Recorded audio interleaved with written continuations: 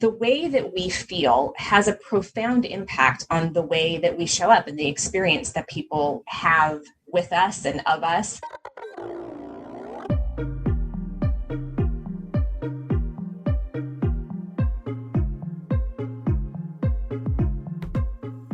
Welcome to the Productivityist podcast. It's me, Mike Vardy, and I'm a Green Lantern fan, but I'm leaning into Dr. Fate lately.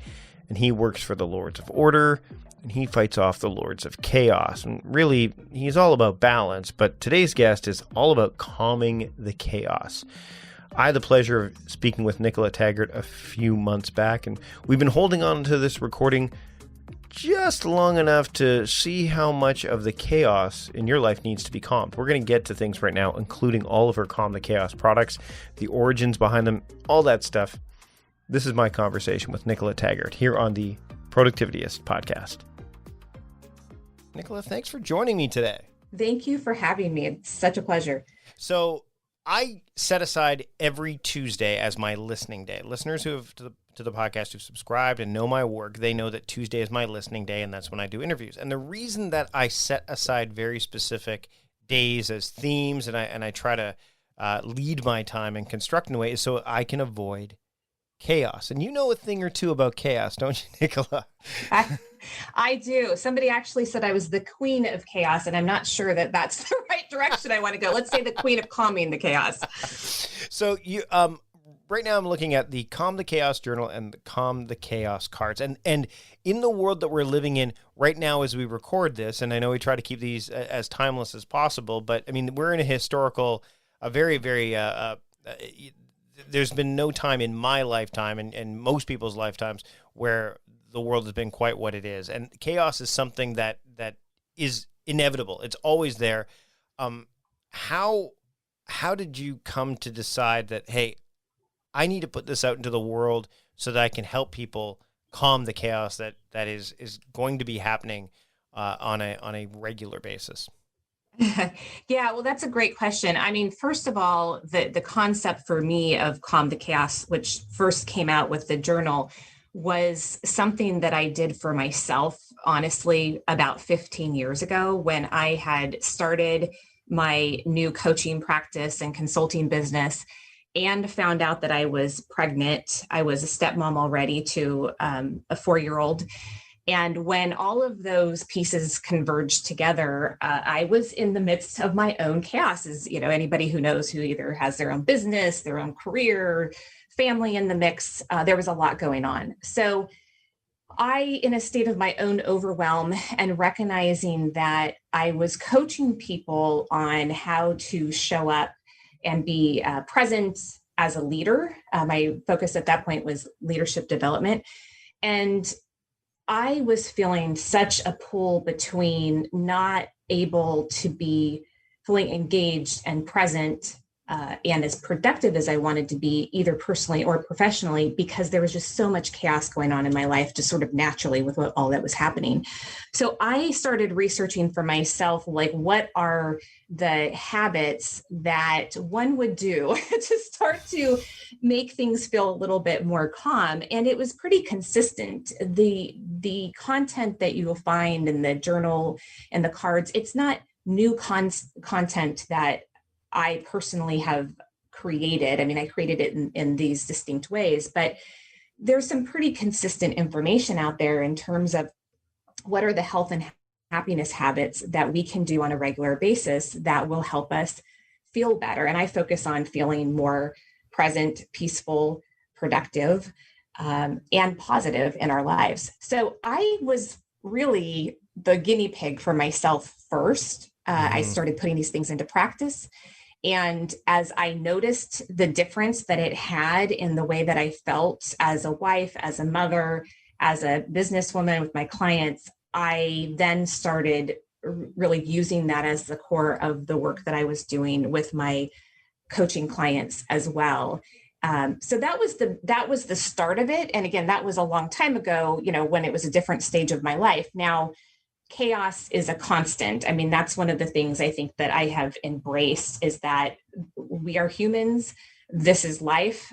There's a lot going on and coming at us all the time. And so how do you use these concepts as a strategy for success to manage the ups and downs of life? And what I have learned is that when we most need it, when things are the most chaotic, are often the times that we push these things to the side, right? We don't have the time to do it. So where I come from with both of these tools is trying to give just simple, practical ways that we can infuse these concepts into our life on a regular basis, so that we can keep moving forward and that we can feel the way we want to feel no matter what is swirling around us. What I like about the journal is, as I was going through it, is there are lots of journals out there. There are some that are very comprehensive and take a lot of effort and time, and which can be a turnoff for some people. Yeah. Paper planners run into this issue all the time as well. And what happens is you see these planners that are overwhelming and sometimes overwrought, and you're like, you don't use them all aspects of it. So you go, well, I'm not using all the aspects, therefore what's the point of using it? Which is a bias that shows up. I'm looking at the questions. What I like first, and I want to touch on this immediately, is the journal seems to be, and again, using yourself as the guinea pig, as the end of day to kick off the next day as well, right? Like it's this. So can you talk about why constructing it that way for yourself and then for those you work with was really important to kind of set them up, I guess, not just end, but start, you know what I mean? Yeah. I mean, and it's a good question. I would say that, again, I go back to, I initially created this for myself first and tested it on myself in a lot of different versions. And the reason why I went with the prompts is because although I loved the idea of journaling, I felt like it felt overwhelming to me to go to an empty page every day. And at the same time, I wanted a way to sort of capture what was going on and direct my focus towards the things that I thought would be helpful. And so for me, the prompts and having the checkoff boxes, as you'll notice, for the ways you took care of yourself, there's actual checkoff boxes. That, was really specific kind of for a type of person who wants that structure there, and would be intimidated with just open pages, right? And having to fill them. So the way that I created it and why I created it this way is that as you notice, so the first page is for today, and it's an opportunity to take stock at the end of the day. Now, different people do use this different ways. I know people who have said they actually have it on their desk. They go through this process first thing before they start their workday. You can use it in the way that is going to work for you. And as I always say, this does not work unless you use it. Right. So you have to find, right? It's pretty, it's beautiful to sit on your coffee table, but if you actually want to get the benefit of it, you have to put it into practice. And so you do want to find the way to do that is going to work for you. For me, and the way that I had designed it was that I like to do the check-in at the end of the day. So I actually have mine on my bedside table. And before I read an actual book, we don't have phone or technology in our bedroom, which is one way that I calm the chaos in my life. So before I read, I pull out my Calm the Chaos journal. It really takes me like less than 10 minutes to do, which again, that was something I was looking for. And so you take stock for today. How did I take care of myself? And these self-care pieces are the tried, true, trusted health and happiness habits. So they're timeless, right? They're timeless, right? We know there is scientific research and proof that when you do these things on a regular basis, that they help you feel better, happier, healthier, more present, more productive. So you take stock for the day, and then you answer some other key questions around an act of kindness that you did for someone else, the most memorable moment of your day, and then gratitude, because we also know that focusing on what we're grateful for has really positive effects and impact. The one with the most memorable moment of the day and the acts of kindness, these actually came out of the Happiness Advantage, which I highly recommend, with Sean Anker. And he talks about sort of these key things that when we do on a daily basis that don't actually take very much time, but that they do, research shows that they do have an impact on our positivity. So I brought those in, and you'll notice every today page is the same. And the reason for that is because I wanted to have that expectation in my mind and the user's mind that they knew this was going to be coming up at each day as a check-in, right? And so you get to a point that you kind of stop. There's even days I don't fill it out, but I'll go through it mentally because I know what the prompts are going to be. And that is beneficial. It's the consistency of making that a regular habit. Then the next page is looking at tomorrow. And you may notice there's 4 different rotations of different prompts there. They're all related to the same thing for the same purpose, right? But it gives you some variety, right? And so they're really around, this part is, what is your intention for the day coming ahead? So I've closed out the day I just had. I'm thinking forward about what my intention is. And this is really focused on, how do you want to be? How do you want to show up? My work a lot with people is aligning their inner peace with their outer presence to have the impact that they want to have.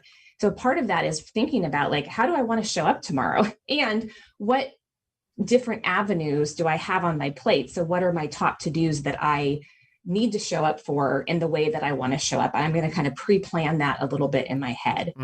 And then there's a rotation with some different prompts that I have always found very helpful for myself. So some are, when I feel stressed, I will. So again, kind of having a plan of what you will do to calm yourself down. A courageous conversation that I need to have.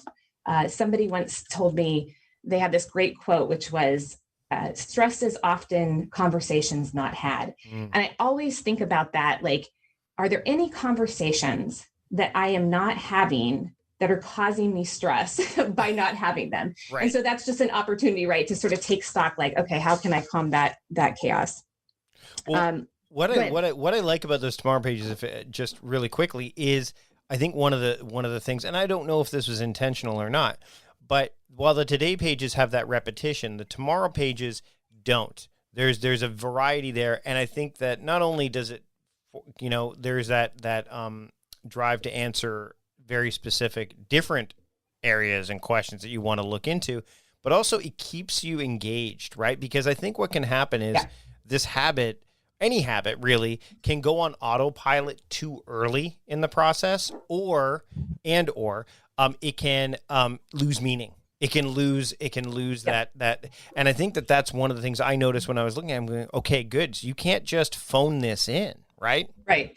And the funny thing about that is that when I actually submitted this to Chronicle Books, the publisher, every today page was the same and every tomorrow page was the same.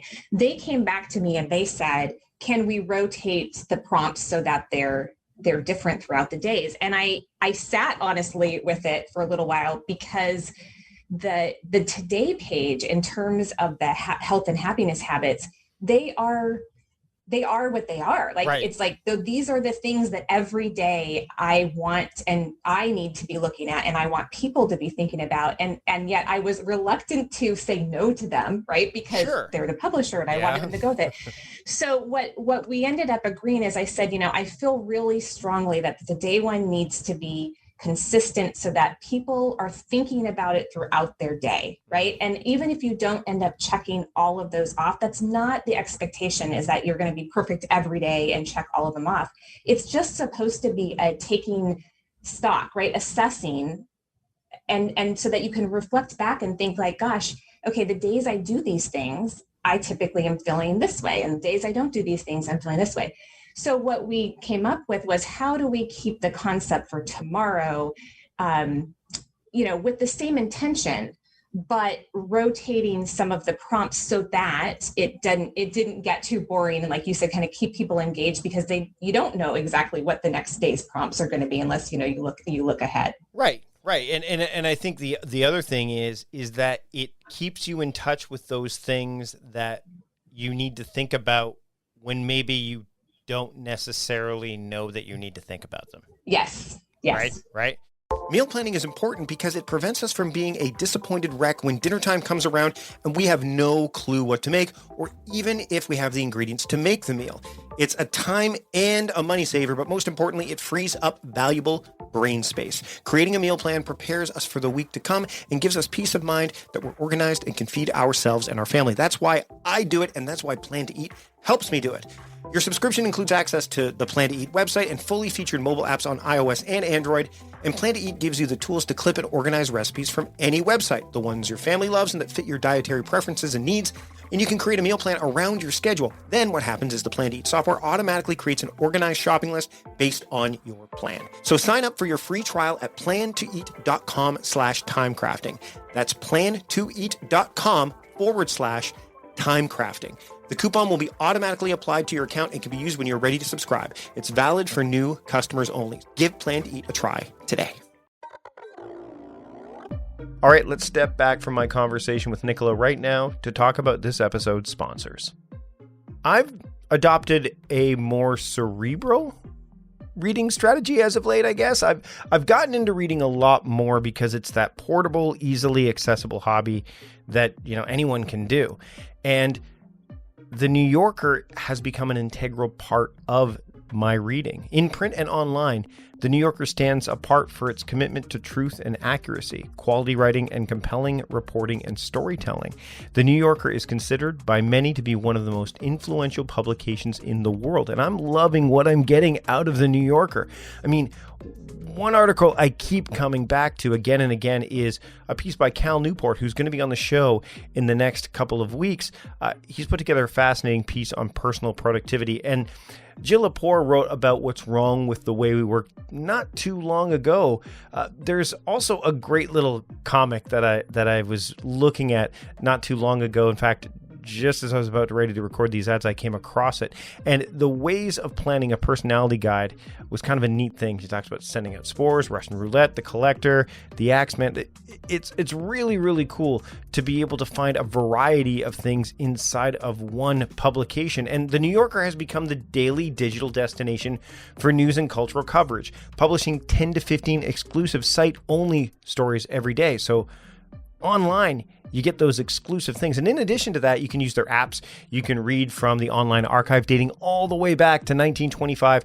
You can solve crossword puzzles and more. And The New Yorker's weekly print issues and daily online articles, they cover a full range of topics. There's something for everybody. Politics, news, international affairs, climate change and the environment, popular culture, the arts, fiction, food, humor. I just dove into that a bit, and cartoons, which I dove into a little bit there as well. I'm a big fan of what The New Yorker is putting together, and I want to share an opportunity, and as do they, with my listeners right now. For a limited time, you can get 12 weeks of The New Yorker for just $6. That's 12 weeks of The New Yorker for just $6. That's a savings of 50%. Plus, listeners of the Productivityist podcast will receive an exclusive tote bag for free.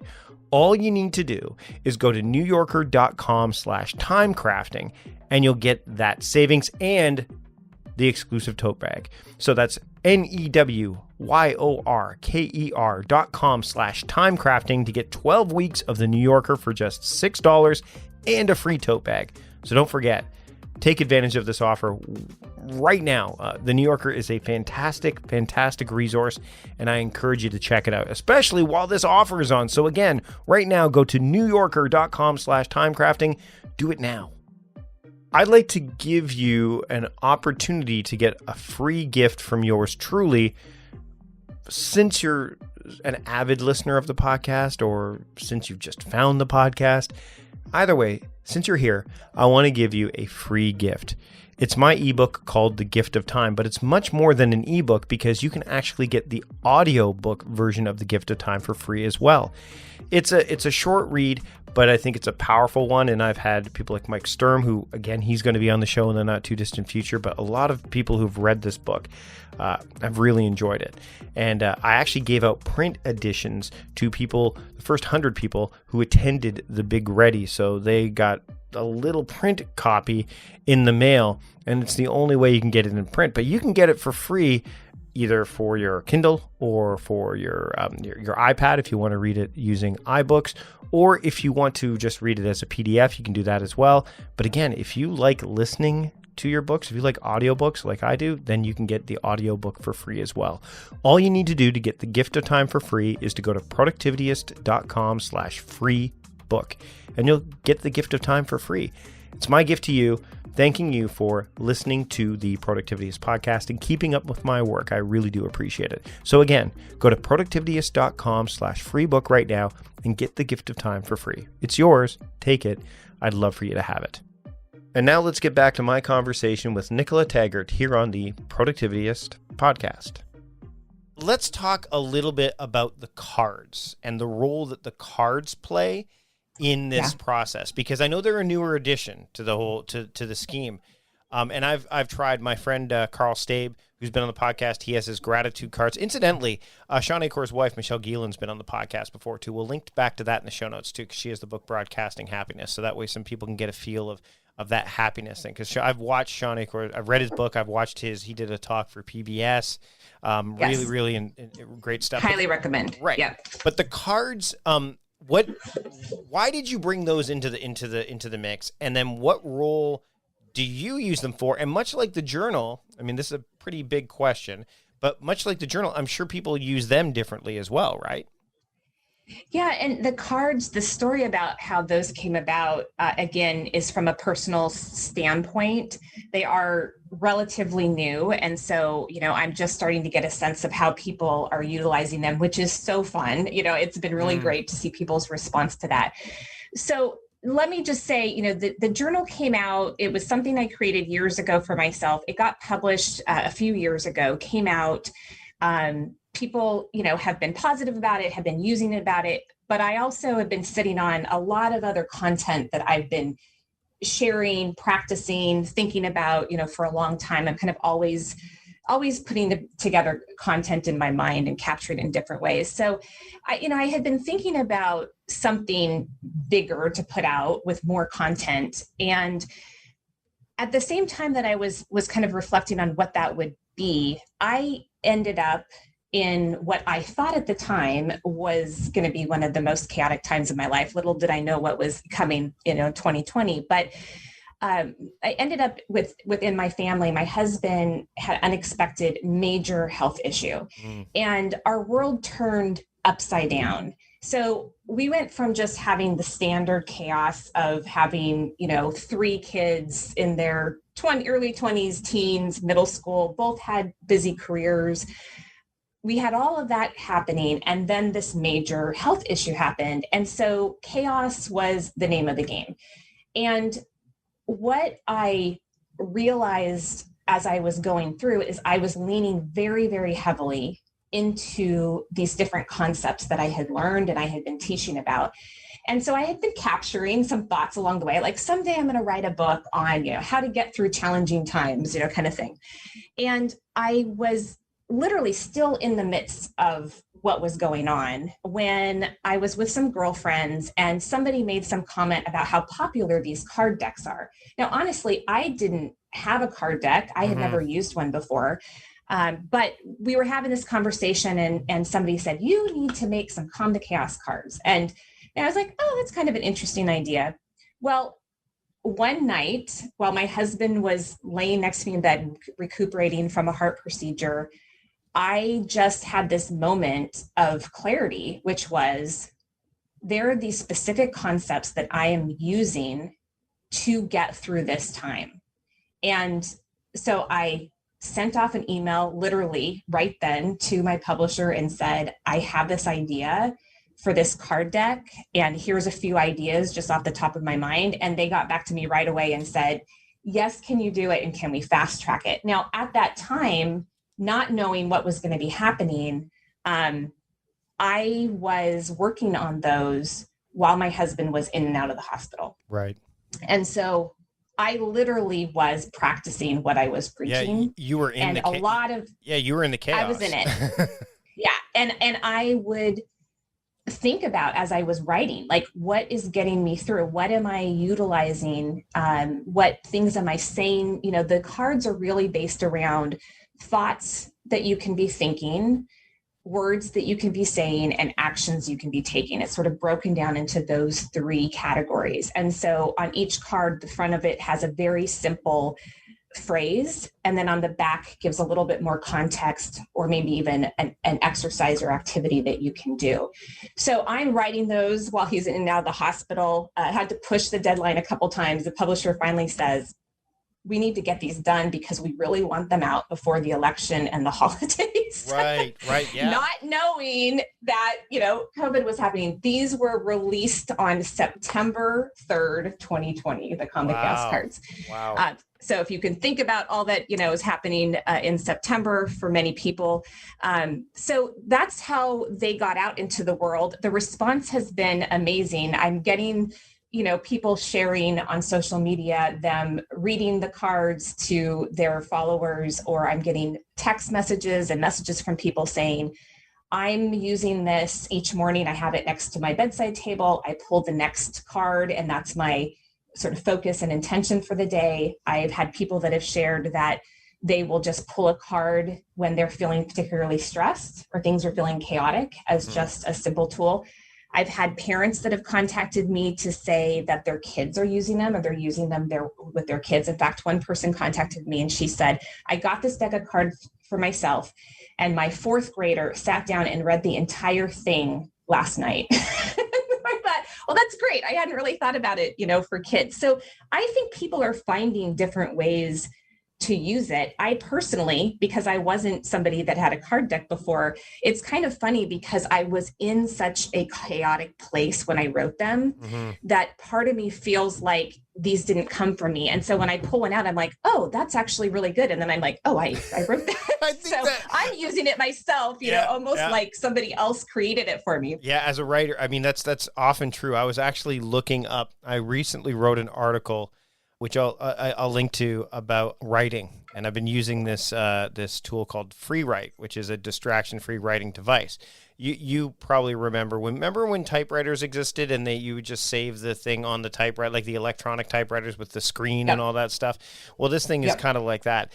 And I wrote it, and I'm like, I need to look up I need to look up something. I need to look up a link, and I found it. And I'm like, I wrote that? Like, it was an article I wrote. I've also, and this has come across, I'm a night owl, and I was like, I remember I was stuck in the chaos, and I'm like, how do I want to look at strategies for night owls.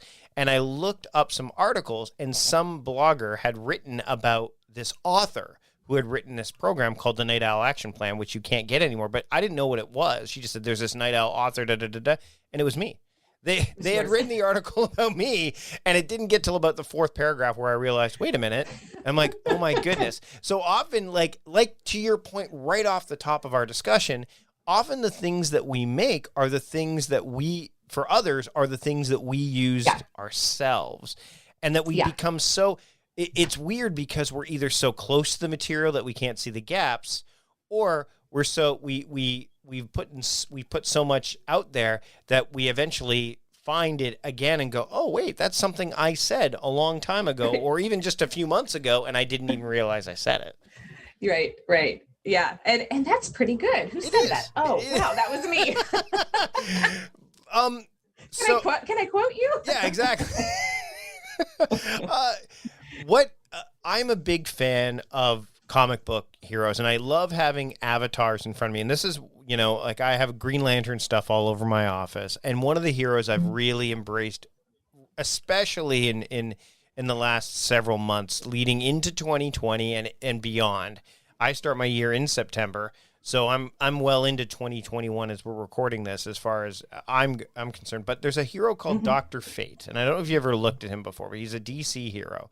And he is a member of the Lord of Order, and his job is to try to help achieve balance between chaos and order. And I actually have a Dr. Fate shirt.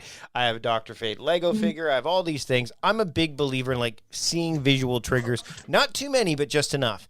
Do you have that as well? Do you have, like, things that you look at and go, like, just to bring you back so that you can calm yourself and get back to either the task or the thought or whatever you're working on at hand?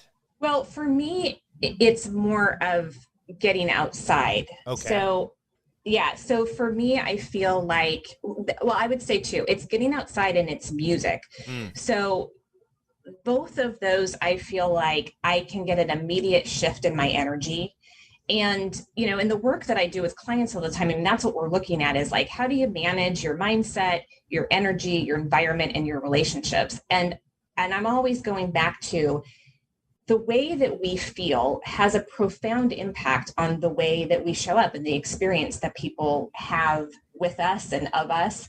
And so I'm always kind of going back to like, what is the experience in terms of the way that you want to feel? And the easiest way to shift how we feel is to find, sort of these anchor things that we can go to that we know work for us. So I love that, you've got your visual. For me, it is absolutely getting outside. And if that means getting outside, so just yesterday I was, working from home and my kids are virtually in school, in the other rooms. And I was starting to feel my anxiety go up. I needed to focus on something that I had to get to a client. And I was trying to push through. And this is one of the concepts, even the cards, is like the power of pausing instead of pushing through. And I was trying to push through and I was running up against that wall, and I stopped and I asked myself, what is one thing I could do right now to shift my energy? And I went outside and I found a sunny spot in the yard, and I literally just stood there and closed my eyes and felt the sun. And I probably was out there for 3 minutes, maybe. And that was enough to sort of shift me to come in and then sit down and refocus. The other one for me is music. And so it's turning on something. Usually what'll shift my mood if I'm needing to focus on something is something instrumental. But if I'm not in a great mood or I'm feeling low energy, it's like turning on a favorite song and actually, dancing a little bit. I always am a huge fan of dancing. So those are that for me, they're less visual and kind of more, immersing myself, I think, in kind of just shifting the energy in my body. Before we wrap up, one of the things that I definitely can appreciate about this is the use of the analog tools, the idea of having a physical book, a physical set of cards. Are you fully vested in analog tools? Are you more of a hybrid, which is what I am, where you use analog for a lot, but you also have the digital stuff? Like, where do you land on that? Because again, the digital world, one of the reasons I use that free write to write is because it's distraction free. I write, that's all it can do. It can't tell me anything else. And therefore I can get that done. And there's no, I've found calm in a device because it allows me to do that one thing. Where do you land on that? Well, I'm definitely both. I think that there's a lot of things. There are a number of apps that I use that help me calm the chaos. The Pomodoro timer, the 7-minute workout, calm meditation app. So there's definitely technology things that I use to help me with some of the chaos calming techniques. But I will say that when the journal was coming out, I had multiple people say to me, when are you going to turn it into an app? Right. And I said, never, because I think that there's something powerful that comes from putting pen or pencil to paper that is so different than technology. And I think that the other part is that the purpose of the journal is that it prompts you to create a pause in your day to reflect. Right. And I am sorry, but I just think that needs to happen without technology attached to you. And so for me, again, I kind of went back to selfishly, I created this for what I needed, but the conversation that I've had with people is that they are really welcoming the fact that these are physical things that they can use that is not attached to technology. So I would say I'm both, but I really believe in, I guess, these products being very tangible things that you can hold and touch and that you don't have to plug in to recharge. And again, I think that the point of attention is here too. You've talked about intention. I'm a big believer that productivity is about intention plus attention, and what you've crafted here are ways to pay attention to your intentions on an ongoing basis. So Nicola, this has been a fantastic conversation. I want to thank you for taking the time to join me today. Where can people keep up with you and your work, and where can they pick up some of the Calm the Chaos products? So the Calm the Chaos products you can get off of Amazon. I also encourage people to check with their local bookstores or gift shops. A lot of places are selling them in those type of locations, or ask them to get them for you and shop locally. In terms of finding out more about what I'm doing, staying in touch, you can find me at nicolataggart.com, NicolatTaggart. And you can also right from there see where to to connect with me on social media as well. Nicola, thanks again for joining me today on the Productivityist podcast. Thank you so much for having me. It was so fun. Okay, so now you know how to calm the chaos in your life. You can be your own Dr. Fate, so to speak. But seriously, thanks to Nicola for joining me on the show today. You can pick up all of her products, of course, at nicolataggart.com. Everything else is in the show notes as well. And everything else that this podcast has to offer you goes beyond this episode. I mean, there's more. Look at the back catalog, a plethora of valuable episodes, and there's a lot more great episodes to come. There's no sign of slowing down when it comes to the Productivityist podcast. So you want to take this as a sign to subscribe to the podcast, whether it's Apple Podcasts, Spotify, Google Podcasts, Overcast, wherever you are listening to this program, hit the subscribe button. That way you don't miss a single episode to come, and you can easily find the extensive back catalog of conversations that I've had on this program. So there you go. Hit the subscribe button now. Now, I'm going to wrap up this episode. This is Mike Vardy, the host of the Productivityist podcast, reminding you to stop guessing and start going. I'll see you later.